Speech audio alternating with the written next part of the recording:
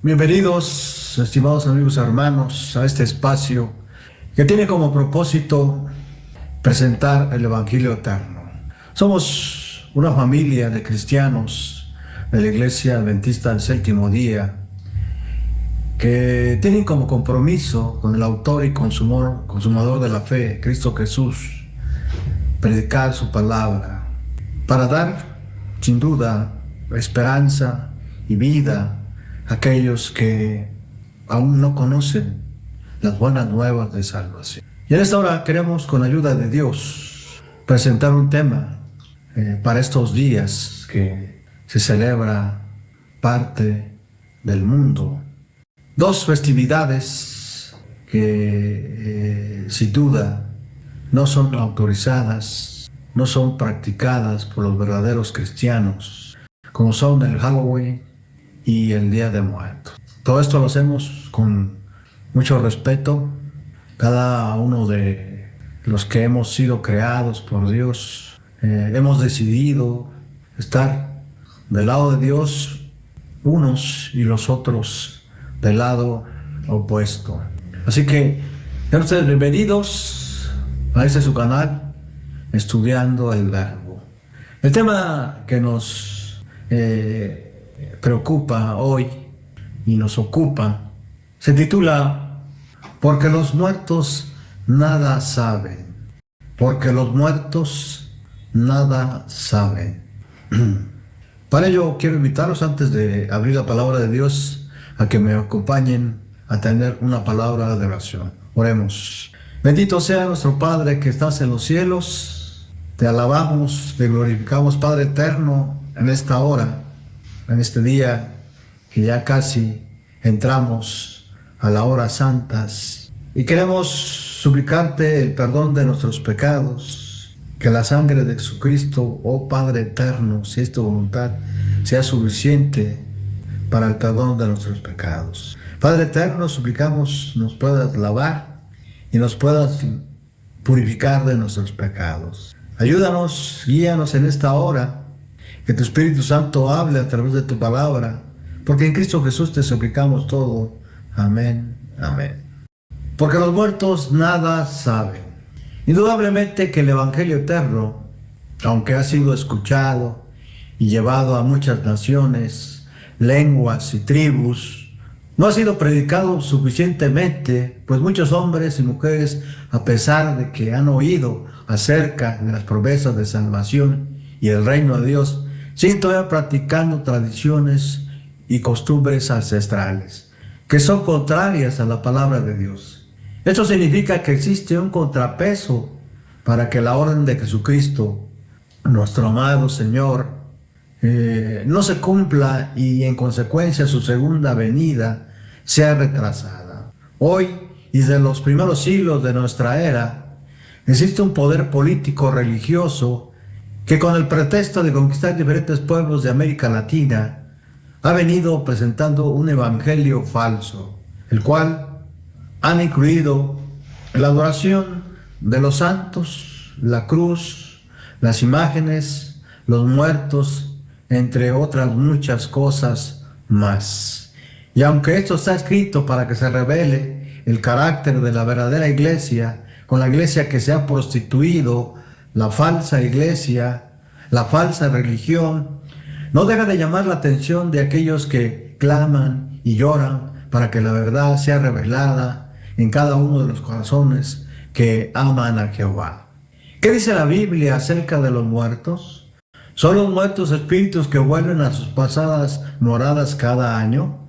Y aunque todo eso suena fascinante y misterioso para la mente humana, es importante saber que la única fuente autorizada por Dios para saber si esto es falso o verdadero es sin duda la Biblia.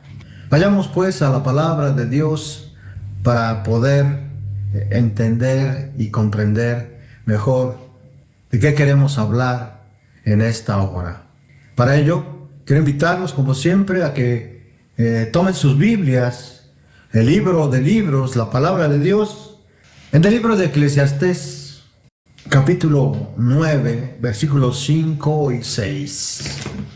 Vamos a analizar un poquito este pasaje bíblico para poder entender de que los muertos, una vez que han cumplido un tiempo en este mundo, no saben ya nada. Toda su memoria, todo su odio, todos sus planes ya no tienen más paga debajo del sol. Miren lo que dice la palabra de Dios. Porque los que viven saben que han de morir, pero los muertos nada saben. No tienen más paga porque su memoria es puesto, ¿qué? En el olvido. Versículo 6. También su amor y su odio y su envidia fenecieron ya y nunca más tendrán parte.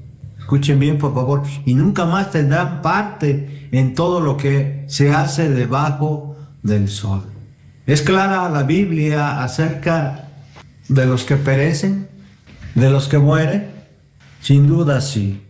Pero tenemos que entender que existe un contraste entre la vida y la muerte muy marcada en estas dos citas que nos ayudan a clarificar nuestra mente acerca de los muertos, ¿verdad? O de la existencia y no existencia. Mientras los vivos saben que reciben paga, los muertos nada saben y no tienen más paga. Toda actividad como el amor, el odio, la envidia, que el apóstol Pablo cita en Gálatas 5 como las obras de la carne y los frutos del Espíritu, ahí en Gálatas 5, ¿verdad? Estas obras, tanto de la carne como del Espíritu, son exclusivas de los que viven, de los que existen, ¿verdad? Y aunque algunos teólogos de la iglesia cristiana reformada y evangélicos afirman categóricamente que estas dos citas escritas por inspiración del Espíritu Santo por Salomón se refieren a la muerte física y no a la del alma. Les ayuda a mantener su posición en la que apoyan su doctrina de la inmortalidad del alma. La Biblia en su conjunto nos demuestra que los muertos nada saben y que ya no les es posible realizar ninguna actividad debajo del sol, y que estos están esperando la resurrección para vida eterna y otros para vergüenza y condenación eterna. Los muertos van al sepulcro. Nuevamente les invito para que vayamos a la palabra de Dios en Eclesiastés 12:7. Eclesiastés 12:7. ¿Qué dice la palabra de Dios? ¿Cómo está escrito? Y el polvo vuelve a la tierra, y como era, ¿verdad? El polvo vuelve a la tierra como era, y el espíritu vuelve a Dios que lo dio. La palabra de Dios nos dice que hemos sido formados por Dios de la tierra, del polvo, de barro, ¿verdad? Y la palabra nos dice que una vez que nosotros dejamos de respirar, una vez que nuestro corazón se ha detenido, una vez que nuestros órganos principales han dejado de funcionar, el cuerpo va al sepulcro, a la tierra, y se convierte en polvo, como era. Y el aliento de vida vuelve a Dios que lo dio. ¿Cómo es eso? El polvo vuelve a la tierra. Es decir, la parte física del ser humano, la parte física de la persona se descompone y vuelve a los elementos de que estaba formada. La persona muerta duerme en el polvo, ¿verdad? Vayamos a otra cita más para poder afirmar esto que estamos diciendo. Job 7:21. Job 7:21. Dice, a manera de pregunta, ¿y por qué no quitas mi rebelión y perdonas mi iniquidad? Otra vez, a manera de pregunta, ¿y por qué no quitas mi rebelión y perdonas mi iniquidad? Porque ahora dormiré en el polvo, y si me buscares de mañana, ya no existiré. ¿Ya? Ya no existiré. La Biblia no nos dice que vamos a estar vagando en una dimensión, de manera que los que estamos vivos, o los que queden vivos, nos puedan observar o guardar una esperanza de poder comunicarse ellos con nosotros. Dice, y si me buscares de mañana, ya no existiré. Cuando la Biblia dice que ya no existiré, ya no existe nada. Como dice Eclesiastés, su amor, su odio, ya fenecieron, ¿verdad? ¿Es clara la Biblia en esto? Claro que es muy clara, ¿no? Pero los que ahora duermen en el polvo de la tierra, vivirán otra vez, pues resucitarán, ¿verdad? Esa es la gran esperanza que el profeta Daniel nos revela ahí en su libro, en el capítulo 12, versículo 2. Vamos rápidamente, Daniel 12:2. Daniel 12:2. Y muchos de los que duermen en el polvo, nuevamente aquí cita la palabra de Dios, polvo, ¿verdad? Y duermen. Para Dios, la palabra dormir no solamente tiene que ver con descansar, sino también con ir al sepulcro. Y muchos de los que duermen, dice el profeta Daniel, en el capítulo 12, versículo 2, dice, muchos de los que duermen en el polvo de la tierra serán despertados, unos para vida eterna y otros para vergüenza y confusión perpetua. Serán despertados, es decir, la muerte en la Biblia es como entrar en un sueño, ¿verdad? Entrar en un sueño. Lo mismo Jesús nos indica ahí en Juan 11:11, lo mismo, Juan 11:11. Vamos, ¿qué dice Jesús acerca de todo esto? Juan 11:11. Al hablar de la muerte de Lázaro, Jesús se refiere a él como alguien que está durmiendo. Miren, dice, dicho esto, le dijo después, nuestro amigo Lázaro duerme, mas voy a despertarle. ¿Qué significa esto? Que Cristo iba a realizar un milagro, porque Él es la resurrección y la vida, ¿verdad? Él tiene poder para hacer eso. Y lo hizo, ¿verdad? Versículo 12. Dijeron entonces sus discípulos, Señor, si duerme, sanará. Versículo 13. Pero Jesús decía esto de la muerte de Lázaro, y ellos pensaron que hablaba de reposar del sueño. Aquí hacen un contraste entre el reposo del sueño y Jesús hablando de la muerte como un sueño, ¿verdad? Lázaro para Jesús estaba dormido, estaba esperando ser despertado en el día de la resurrección, ¿verdad? En el día que Jesús, que Dios mismo va a resucitar tanto a los justos como a los impíos, ¿verdad? Vamos al siguiente punto. Y el Espíritu vuelve a Dios que lo dio. En hebreo, ruach significa aliento, viento, espíritu. Número 5:14. La traducción de ruach presenta ligeras variantes, dice el comentario bíblico adventista, ¿verdad?, en las versiones castellanas de la Biblia, pero básicamente permanece su significado. Veamos qué dice Génesis 2:7. Génesis 2:7. Vamos rápidamente. Génesis 2:7. Entonces Jehová Dios formó al hombre del polvo de la tierra. Aquí confirmamos que Dios nos hizo de barro, ¿verdad? Nos hizo del polvo de la tierra. Y noten lo que hizo más. Una vez que ya Dios formó al hombre del barro, del polvo de la tierra, sopló en su nariz aliento de vida. Y fue el hombre hasta entonces un ser viviente, dice la palabra de Dios. Y fue el hombre un ser viviente. Igual vamos a Génesis 7:22. Génesis 7:22. ¿Qué dice la palabra de Dios? Génesis 7:22. Todo lo que tenía aliento de vida en sus narices, todo lo que había en la tierra murió.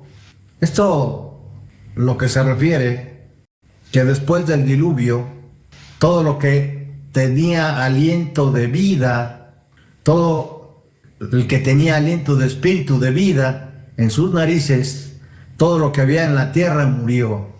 Entonces, Fuimos creados por Dios del barro, del polvo de la tierra, y nos dio el aliento de vida, y hasta entonces fuimos un ser viviente, ¿verdad? Fuimos un ser viviente. Ahora, lo que dice aquí es que ese aliento de vida vuelve a Dios, que es tan solo un principio de la vida impartido por Él, tanto a humanos como bestias, ¿verdad? Ahora, ya hemos dado bastantes citas, ¿sí?, de la Biblia para poder entender que los muertos nada saben. Vamos a concluir rápidamente este estudio con una conclusión en la que los orígenes doctrinales de la inmortalidad del alma, sin duda los podemos encontrar desde Génesis 3, cuando el dragón o la serpiente antigua, llamada así al referirse a Satanás en Apocalipsis 12:9, le dijo a Eva: no morirás sino serás como Dios. Y esto, hermanos y hermanas, amigos y amigas, es un terrible engaño, ¿verdad? Un engaño del enemigo de las almas, un engaño de la falsa religión, un engaño terrible de aquellos hombres que predican un falso evangelio. Dijo Satanás a Eva: no morirás. Y a partir de ahí, esta doctrina se ha venido diseminando, se ha venido sembrando en el corazón, en las almas de los hombres y mujeres. No morirás sino serás como Dios. ¿Por qué Satanás engañó diciéndoles que no morirá sino sería como Dios? Porque solo Dios es inmortal. Primera de Timoteo 1:17. Vamos rápidamente a Primera de Timoteo 1:17. ¿Quién es el único inmortal? Primera de Timoteo 1:17. Por lo tanto, el Rey de los siglos, inmortal e invisible, al único y sabio Dios, sea honor y gloria por los siglos de los siglos. Amén. Solamente Dios, el Dios de los cielos, el que vino a morir en lugar de nosotros, es inmortal. Es inmortal. Yo digo amén. Asimismo, casi todas las iglesias adoptaron de una forma u otra, revestida de sabiduría, esta doctrina de los llamados padres de la iglesia, filósofos griegos y teólogos católicos romanos, como Orígenes, Sócrates, Platón, Agustín de Hipona, Tomás de Aquino, entre otros, acerca de la doctrina satánica de la inmortalidad del alma. Como pudimos ver, la Biblia no apoya esta doctrina, más bien se pronuncia contra ella, pues si se acepta dejaría sin efecto el Evangelio de Cristo, la justicia divina, las buenas nuevas de salvación para el mundo caído, y se dejaría sin esperanza a todos aquellos cuyas vidas hoy viven con un sentimiento de culpabilidad por el pecado. Quiero compartir también una cita de la pluma inspirada que se encuentra en la Historia de la Redención, página 407. Aunque la palabra alma es mencionada 700 veces en el Antiguo Testamento, en el vocablo suje no hay nada que insinúe ni siquiera remotamente una entidad consciente que pueda sobrevivir a la vuelta del cuerpo o que sea inmortal. La Biblia nunca emplea el término suje para referirse a un ser consciente capaz de existir aparte del cuerpo. La Biblia habla de almas vivas y conscientes que sobrevivan al cuerpo.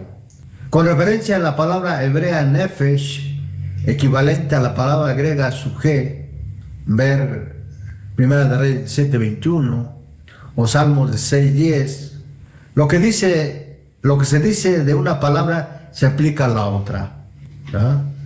Sin duda, estimados hermanos, hermanas, amigos, amigas en Cristo, otras entidades religiosas como la Iglesia de Jesucristo de los Santos de los Últimos Días predican también a través de su Biblia, el Libro del Mormón, la doctrina de la inmortalidad del alma en Abraham capítulo 3. Existen pues muchas coincidencias doctrinales y algunas variantes entre la Iglesia Católica Romana e iglesias protestantes y evangélicas con respecto a la adoración de los muertos y la doctrina de la inmortalidad del alma, las cuales les coloca en oposición a Dios y a las Sagradas Escrituras y la sola Escritura.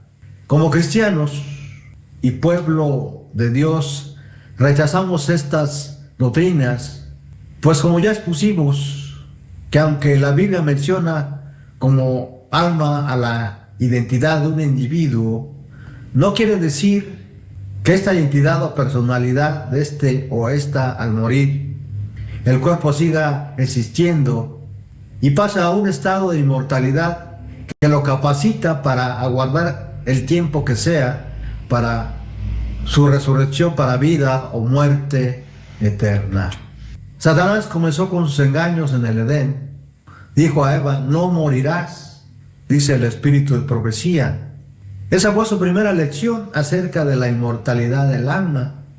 Y ha continuado difundiendo ese engaño desde entonces hasta hoy y seguirá haciéndolo hasta que termine el cautiverio de los hijos de Dios. Se me señaló a Adán y a Eva en el Edén, comieron del árbol prohibido y entonces la espada de fuego fue puesta en torno del árbol de la vida y fueron expulsados del huerto para que no comieran de ese árbol y llegaran a ser pecadores inmortales. Ese bruto debía perpetuar la inmortalidad. Pero oí un ángel que preguntaba, y aquí, estimados hermanos, pongamos mucha atención a lo que dice el espíritu de profecía, a la pluma inspirada. ¿Qué miembro de la familia de Adán ha pasado a través de la espada de fuego y ha comido del árbol de la vida? Oí que otro ángel contestaba, ni uno solo de los miembros de la familia de Adán, ni uno solo de los miembros de la familia de Adán han pasado a través de esa espada de fuego, ni ha comido del fruto del árbol. Por lo tanto, no hay un solo pecador inmortal. No hay un solo pecador inmortal. La palabra de Dios dice, el alma que pecare morirá de muerte eterna, una muerte en la cual no hay esperanza de resurrección. Y entonces la ira de Dios se apaciguará. Historia de la Redención, página 407, párrafo 1. Es importante, estimados amigos y hermanos, en estos tiempos, en estos periodos donde se desata, se permite, Dios permite que el mundo siga sus propios caminos, revelar la palabra de Dios, revelar así está escrito. Los muertos nada saben. Todos sus planes, su odio, su egoísmo, ya no tienen más paga debajo del sol. Todo lo que vemos como tradiciones y costumbres son solo engaños de aquellos que tuercen el evangelio eterno. En ninguna parte de la Biblia dice que los muertos puedan existir, puedan tener vida. Y todo esto, sin duda, ha sido planeado de tal manera para apoyar ciertas falsas doctrinas que las iglesias caídas hoy en día predican, como lo es la inmortalidad de algunos santos. No quiero mencionar por respeto a estas entidades religiosas y políticas de qué santo me refiero, pero sin duda ustedes se han de imaginar a qué me refiero, ¿sí? Así que, estimados hermanos y amigos, tenemos que ir a la palabra de Dios para poder primero convencernos nosotros mismos, ¿verdad?, que los muertos nada saben, y después compartir con la gente esto que nos revela la palabra de Dios. Quiero agradecerles a cada uno de ustedes por su tiempo, por su paciencia, e invitarles para que sigan con nosotros a través de este canal. Como ya dije, tiene como propósito presentar el Evangelio eterno, estudiar la palabra de Dios, porque en ella nos revela no solamente las promesas de Dios, sino nos revela a Dios mismo, al Padre, a Jesucristo y al Espíritu Santo. Hasta pronto, reciban de su amigo Antonio García un abrazo fraternal y nos vemos en el siguiente tema.